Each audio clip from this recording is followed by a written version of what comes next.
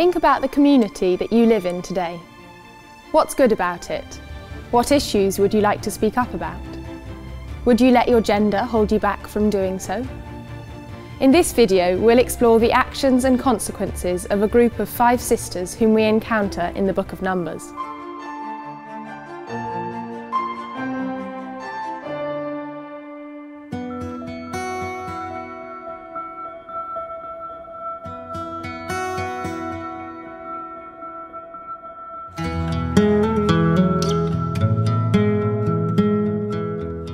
If I had to choose a favourite story from our book, then this group of 5 sisters is the clear winner, because they remind me what can be done when a group of women get together.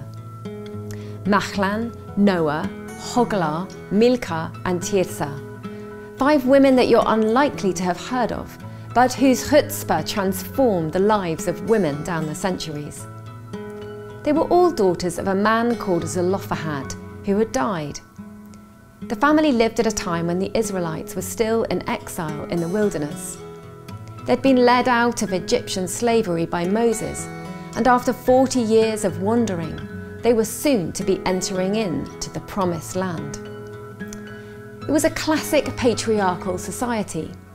Israel was organised into tribes which were descended from the 12 sons of Jacob, plus 2 additional tribes named after Joseph's 2 sons, Manasseh and Ephraim. Each tribe was then made up of a number of clans bearing the name of the senior male.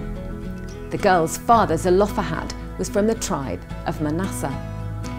As he had no sons, the question then was who would inherit the land due to him. Not the 5 daughters.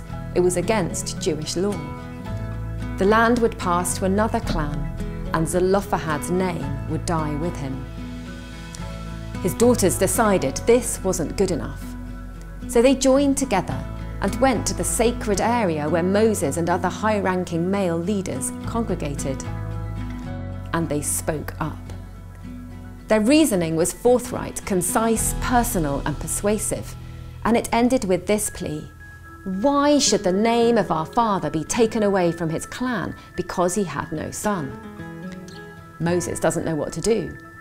And so he prays about it, and God said, "The daughters of Zelophehad are right in what they are saying. The daughters are right." The laws were changed, and from then on, daughters could inherit at the death of their father if there were no sons. We cannot underestimate the importance of the actions of these brave women in changing the lives of so many down the generations. It's unlikely that these 5 women would have been heard on their own. Their voices had more power together. They remind us of the power of groups to bring about change, of the importance of stepping forward in faith and speaking up against injustice, and of the encouraging fact that sometimes, when we do, things change.